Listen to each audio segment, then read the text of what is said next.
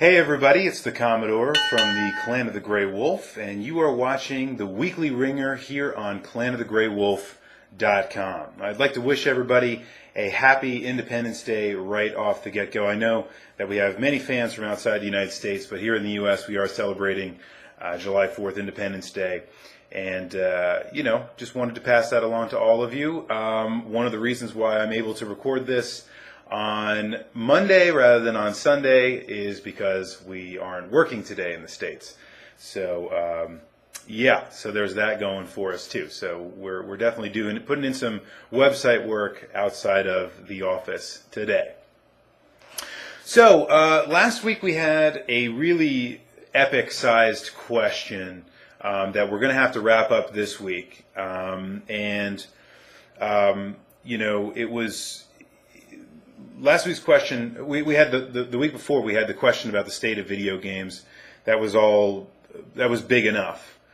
This week we had a question that really sparked the interest of the community. Lots of great, contributions from the community. We've got, I think the question really sparked people's imaginations. So I'm going to go through a lot of that stuff. I'm going to give you a few of what I thought were great answers to last week's question. Try to give you a few of my own thoughts and wrap up some of those same themes along those lines. And then I want to really jump into a question for next week that'll have a little bit of that Independence Day feel to it. Really talking about video game development from a cultural basis for next week. All right, so let's see where to start. A lot going on today. Let's see. So last week we had the question, if you recall, was about video game sequels that you wish had never happened. If you could go back and just stop them. And just maybe kill one of them in the series, or kill even just the last one in the series, or the first one in the series, whatever it might be. I asked you if you could go back in time and kill one of those games, which one would it be? Now, before I jump into that hardcore, I just want to say a few things. First of all, it was a great feeling. Some of you reacted to the fact that my PlayStation booted right up. I actually did encounter a few problems. I had to take it apart. Put it back together. Now everything seems to be working okay. It's even reading my memory cards the way that it should. So it looks like maybe there was just something weird going on, but got it all taken care of. Now the PlayStation is back in full working order, and I'm inspired to play something on it. So I don't know, I have to think about that a little bit, maybe as things go on, because PlayStation games are easy to find and are always fun and satisfying to play. So that's out there. So some of the games that we're going to talk about today, I might be able to plug in and play on the original PlayStation now that mine is back up and running.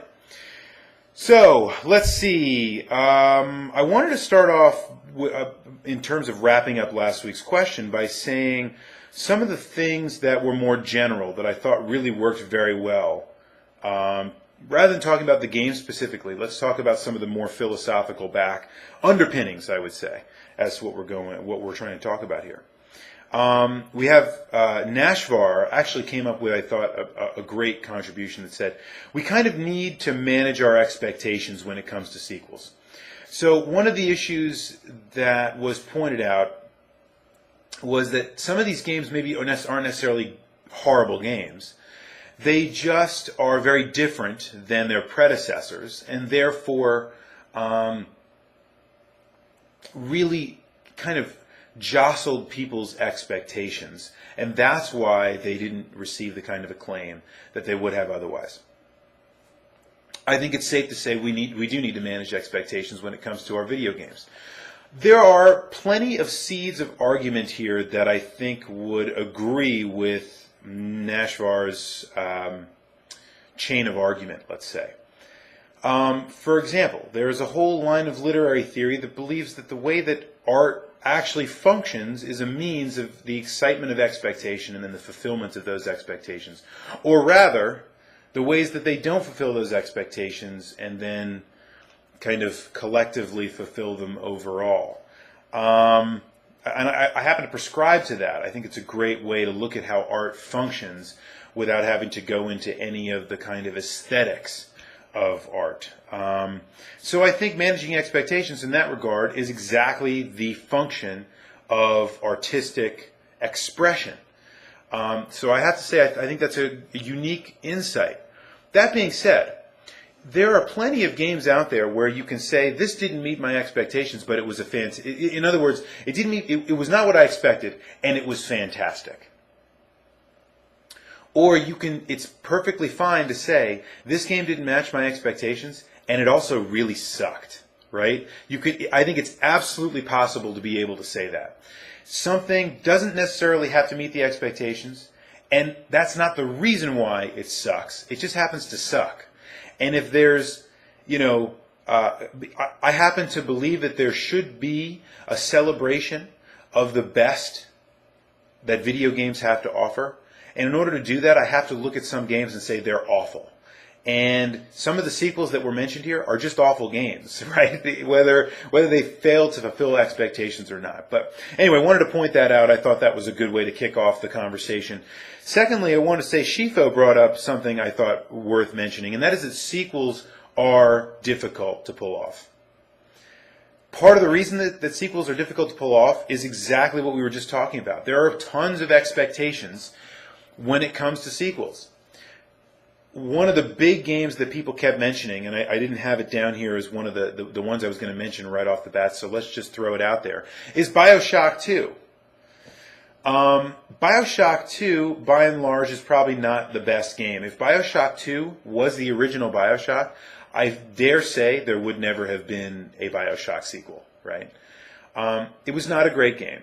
It was kind of taking the most primal elements of the original and making an entire game out of that singular kind of strand of BioShock, rather than the entire piece or the entire picture of BioShock, rather than just little pieces of it. So, sequels are very hard to pull off. The expectations for a BioShock 2 in that case are staggeringly high. I think back to one of my favorite games that I think we can talk. This will hint about a little bit later. But I remember hearing. I won't say the game because this is going to be one of the answers that I give later on. But there were so many great expectations because of such tremendous success of the first that by the time you get to the second game, the development staff is really under a lot of pressure. There's pressure from the publisher to get the game done as quickly as possible. Feature creep ends up coming into the picture. We end up cutting all of these different features that were great as a part of a vision as to what the game was supposed to be in terms of innovation. Sometimes they get kept, sometimes they get cut, sometimes we end up over-promising and under-delivering. You get the point, guys. As we end up getting down the line, the expectations build to such a high degree that it's almost difficult to come back. So, before we even get into the game specifically, I think Shifa is absolutely right. Sequels are just hard to make because they're difficult to pull off. Couldn't agree more. Let's see. So, some of the contributions that I really enjoyed that I wanted to talk about. The Male White Mage had a couple of them. First of all, Mario Sunshine. Couldn't agree more. But by the way, guys, there were so many suggestions today. I'm not going to get to nearly all of them. I apologize. In order to keep this into some kind of manageable length, rather than make this an hour-long video, I'm only going to be able to talk about a few of them. You guys understand the drill. You know how it goes. Mario Sunshine was, in many ways, not a Mario game. And I can say that as someone that enjoyed my time that I played Mario Sunshine. I didn't have... I didn't spend a ton of time playing it. I wasn't really following that. And I have heard, because I haven't played these games either, but I've heard that Mario Galaxy, both of those games really kind of work with the Mario vision so much better than Sunshine did.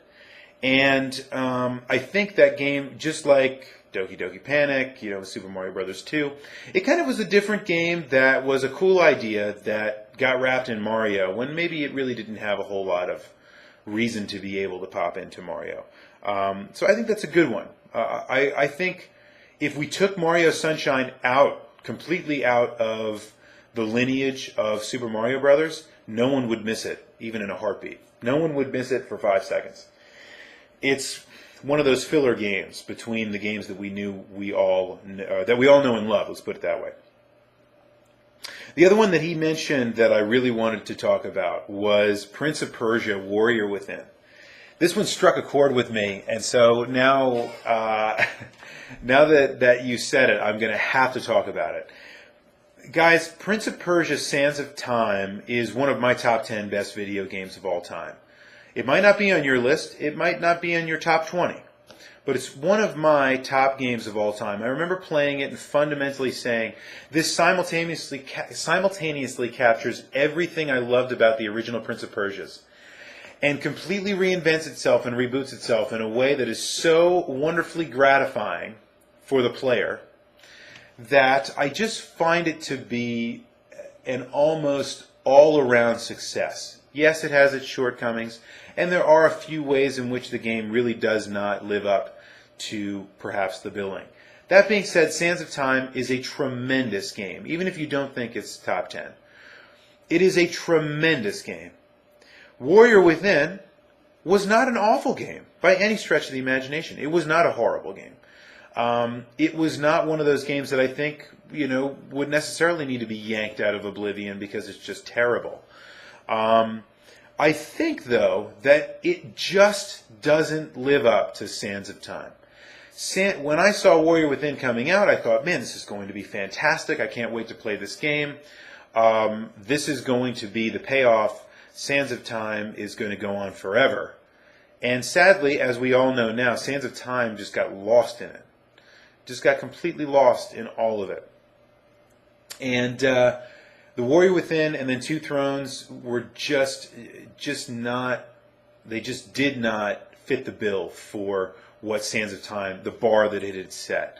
And I think the newest Prince of Persia that I've played for 360 which is the Forgotten Sands, is actually a much closer sequel to the predecessor. And I don't think that game got nearly as much positive buzz, and I don't think it sold nearly as well as it probably deserved, because it was a very, very good game. There are definitely problems with it, but it really has more of the feel of the Sands of Time. It's still got a little bit more of that grittiness, but it's that nice kind of idealistic beauty and serenity of the setting that it really encompasses. So anyway, great one. That's a very, very good contribution. Couldn't agree more. Now let's talk about Final Fan 777. I've got to go with the Twisted Metal 3 and Twisted Metal 4. Specifically, Twisted Metal 3. Twisted Metal 3 was a tremendous disappointment. There was, let me see. So, the original Twisted Metal, okay, good. Proof of concept, makes sense. Sometimes that's what it takes in order to make the game that everyone wants to make, which ends up being Twisted Metal 2. If you go ask Jaffe right now, I'm sure he would tell you that Twisted Metal 2 was much closer to his vision for Twisted Metal than the original was. It's just that he was encumbered by the technology and the scope and everything else.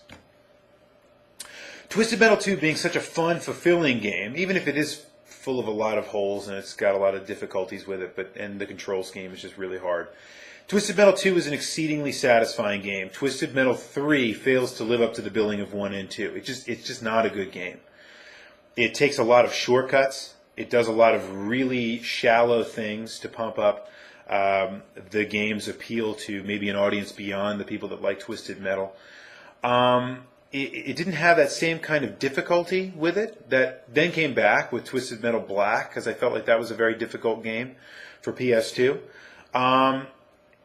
Nothing feels as good as playing the Twisted Metal 2 game, and therefore I would say the Twisted Metal 3, because of how shallow it became with all the characters and the weapons that were just total overkill, and it just, the balance just got off, and it just wasn't fun. Twisted Metal 2 was fun, Twisted Metal 3 was not, and if you took Twisted Metal 3 out of the equation and you went right to Twisted Metal Black, I think you would actually find a lot more fans of the Twisted Metal series now, and it might be one of the reasons why Twisted Metal is only just recently going to get a sequel that's been announced recently, only recently, and it's going to be coming out fairly soon.